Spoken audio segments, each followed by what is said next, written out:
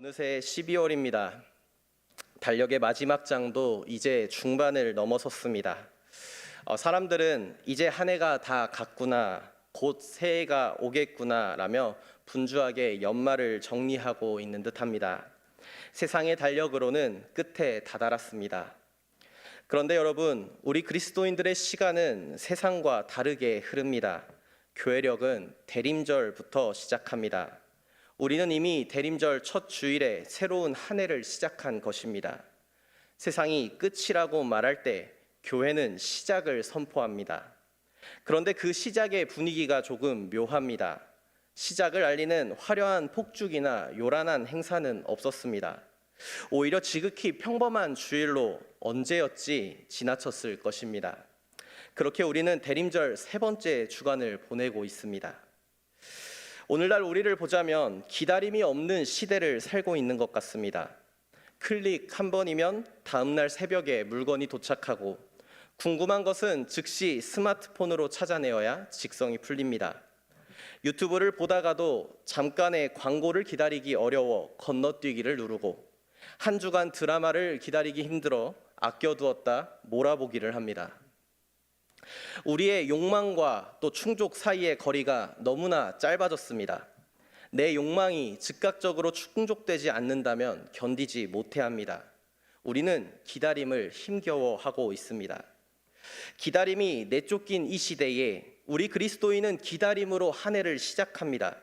4주간 촛불을 하나씩 밝히며 오시기로 약속된 주님을 천천히, 아주 천천히 기다리지요. 왜 그럴까요? 자판기 버튼을 누르듯 즉시 나오신다면 좋겠는데요. 하나님의 은혜는 로켓 배송이 없는 겁니까? 하나님의 역사를 몰아보기로 보고 싶은데 말입니다. 우리는 질문합니다. 지금 고통스러운 우리의 상황에 주님께서 오셔서 당장 해결해 주시면 좋을 것 같은데, 그러시면 될 것 같은데 왜 기다리라 하십니까? 하나님, 왜 나의 인생에 침묵하십니까? 오늘날 우리는 기다림이 없는 시대를 살아가고 있습니다. 기다리는 시간을 두려워합니다. 그러나 생명이 잉태되어 태어나기까지의 기다림이 필요하듯이 우리의 구원도, 우리의 성숙도 기다림이라는 시간을 통과해야만 비로소 우리의 것이 되는 것입니다. 오늘 우리가 함께 읽은 말씀은 바로 이 기다림이 너무나 고통스럽게 느껴질 때에 그때 주님께서 우리에게 어떤 답을 주시는지에 대한 이야기입니다. 오늘 본문의 배경은 한 어둡고 차가운 감옥에서 시작합니다. 그곳에 한 남자가 갇혀 있지요. 누구지요? 세례 요한입니다. 한때 요단강가에서 뜨거운 태양 아래 회개하라 라고 사자처럼 포효하던 선지자, 바로 그 세례 요한입니다. 여러분, 요한이 누구였습니까? 그는 타협을 모르는 사람이었습니다.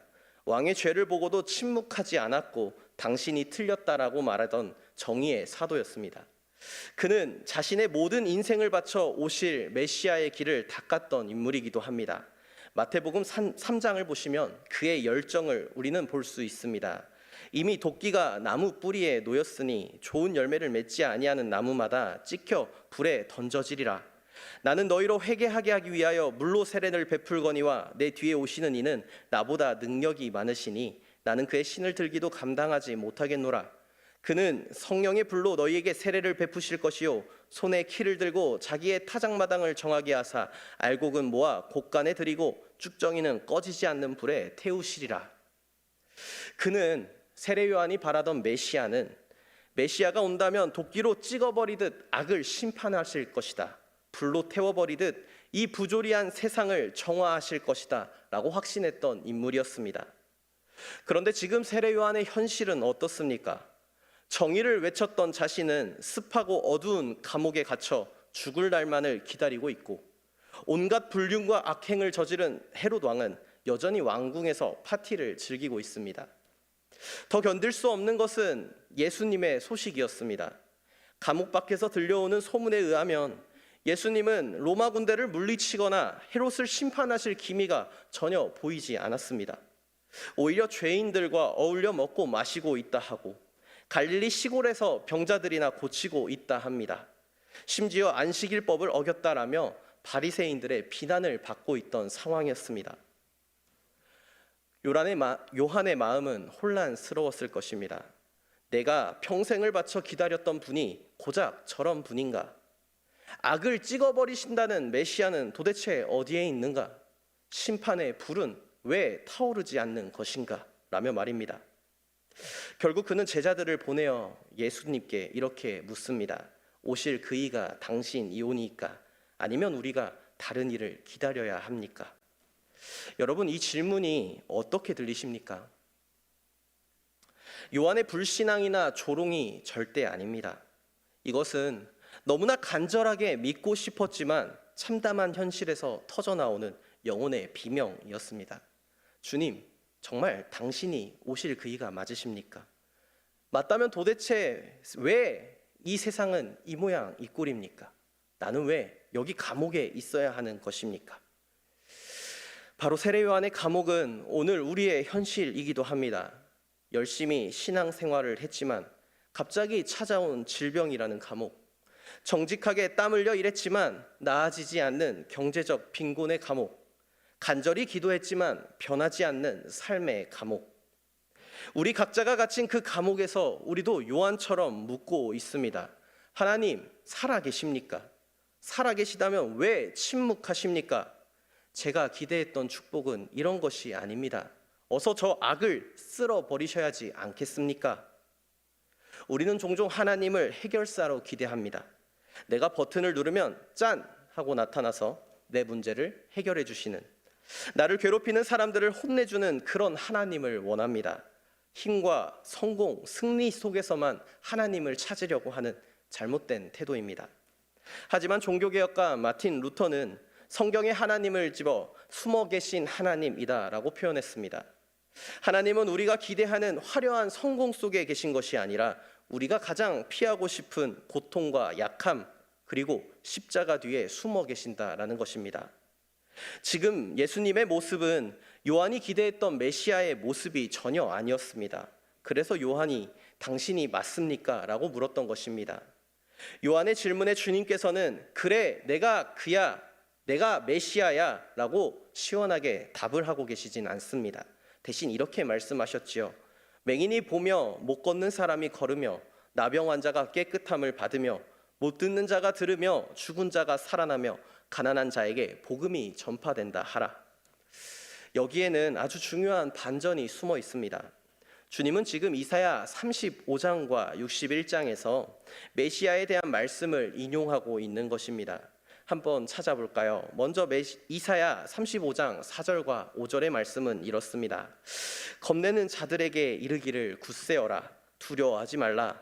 보라, 너희 하나님이 오사 보복하시며 갚아주실 것이라. 하나님이 오사 너희를 구하시리라 하라. 그때에 맹인의 눈이 밝을 것이며 못 듣는 사람의 귀가 열릴 것이며. 그리고 61장 1절과 2절의 말씀입니다. 주 여호와의 영이 내게 내리셨으니 이는 여호와께서 내게 기름을 부으사 가난한 자에게 아름다운 소식을 전하게 하려 하심이라. 나를 보내사 마음이 상한 자를 고치며 포로된 자에게 자유를, 갇힌 자에게 노임을 선포하며 여호와의 은혜의 해와 우리 하나님의 보복의 날을 선포하여 모든 슬픈 자를 위로하되. 주님께서는 분명하게 내가 메시아다, 내가 하는 일을 보아라 라며 이사야서의 말씀들을 말씀하신 것입니다. 그런데 요한의 기대와 주님의 모습에는 분명히 차이가 있었지요. 두 구절을 읽으며 보신 분들도 계시겠지만 주님께서는 원문에 있던 단어, 구절을 빼먹은 게 있습니다. 어떤 게 눈에 띄시던가요? 하나님의 보복이라는 단어입니다. 주님께서는 원문에 있던 하나님의 보복에 대한 구절은 쏙 빼셨습니다. 그리고 이것이 결정적인 차이입니다. 요한은 보복과 심판을 기다렸습니다. 악인들을 쓸어버리는 강력한 힘의 메시아, 승리의 메시아를 원했습니다. 그래서 메시아는 하나님의 보복의 날을 이룰 것이다 라는 기대감을 갖고 있었던 것입니다. 그러나 주님께서는 하나님의 보복이 힘이 아닌 사랑임을 그 앞뒤의 구절을 사용하여 말씀하며 가르치신 것입니다. 주님은 그 보복의 자리를 비우시고 지우시고 그 자리에 치유와 회복을 채워 넣으셨습니다. 주님은 요한에게 이렇게 말씀하시는 것과도 같습니다. 요한아, 너는 내가 칼을 들고 로마를 뒤엎기를 원하느냐? 도끼가 되어 악을 보복하고 심판하기를 원하느냐? 하지만 나는 상한 갈대를 꺾지 않고 꺼져가는 등불을 끄지 않으러 왔다. 나는 로마를 뒤엎어 너를 감옥에서 꺼내주는 정치적 영웅이 아니라 감옥 같은 이 세상 속에서 고통받는 이들의 눈물을 닦아주는 친구가 되기 위하여 왔다. 예수님은, 우리의 주님은 심판의 메시아가 아닙니다. 그분은 은혜의 메시아, 사랑의 메시아입니다. 이것은 요한이 틀렸다라는 것이 아니라 요한의 기대를 뛰어넘는 더 깊은 하나님의 사랑임을 보여주신 것입니다. 주님의 이 대답이 요한에게 그리고 오늘 우리에게 걸림돌이 될 수도 있습니다. 왜냐하면 우리도 여전히 우리의 상황을 모면하기 위해 해결할 만한 힘 있는 하나님, 승리의 하나님을 붙들고 있기 때문입니다. 나의 여러 문제들을 당장이라도 해결해 주실 하나님을 기대하고 있기 때문입니다. 주님은 흔들리는 우리의 마음과 또 요한을 향하여서 이렇게 말씀하셨습니다. 누구든지 나로 말미암아 실족하지 아니하는 자가 복이 있다. 내 기대와 다른 하나님, 내 기도대로 응답하지 않는 하나님이라 하더라도 그것에 실망하지 않는 자가 복이 있다라는 말씀입니다. 이 말씀은 단순히 참으라, 믿어라 라는 명령이 아닙니다. 이것은 복이 무엇인지에 대해 다시 정의를 내리라는 것입니다. 진정한 복은 내 소원이 성취되는 것에서, 나의 기도 제목이 다 이루어지는 것에서 오지 않습니다. 진짜 복은 내 생각과 하나님의 생각이 다를 때에 나의 생각을 내려놓고 하나님을 신뢰할 수 있는 것입니다. 내가 그린 그림대로 나의 인생 펼쳐지지 않는다 하더라도 하나님의 그림이 더 선하고 아름답습니다. 인정하는 것. 그것이 바로 그럼에도 불구하고 실족하지 아니하는 자, 복입니다. 독일의 신학자이자 목회자였던 디트리 보네퍼는 히틀러 암살 계획에 가담했다라는 이유로 감옥에 갇혔습니다. 요한처럼 감옥에 갇힌 그도 수없이 질문했을 것입니다. 결국 그는 감옥에서 나오지 못하고 처형당했습니다. 세상의 눈으로 볼 때는 하나님은 그를 감옥에서 구해주지 않았습니다. 그러나 보네포는 감옥에서 쓴 편지에 이런 놀라운 고백을 남겼다 합니다. 하나님은 세상에서 십자가로 밀려나셨다. 하나님은 무력하고 약하시다. 그리고 바로 그렇기 때문에 오직 그 약함을 통해서만 하나님은 우리와 함께 계시며 우리를 도우실 수 있다. 여러분, 전능한 힘으로 나를 감옥에서 꺼내주는 신은, 나의 상황을 해결해주는 신은 내가 다시 감옥에 갇히게 된다면 무용지물이 되는 신입니다. 그러나 그 감옥 안으로 들어와 나와 함께 쇠사슬을 차고 내 옆에서 함께 울어주시는 우리의 하나님은 그 어떤 상황에서도 나를 떠나시지 않으시는 분, 진정 전능하신 하나님이십니다. 이것이 바로 십자가의 능력입니다. 약함 가운데 드러나는 강함입니다. 예수님은 요한을 감옥에서 꺼내주는 기적 대신에 감옥 안에서도 하나님을 찬양할 수 있는 믿음을 보여주신 것입니다.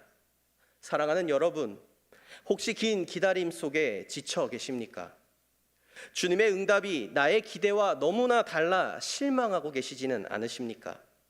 그렇다면 지금이 바로 우리의 참된 믿음을 발휘할 수 있는 그때입니다.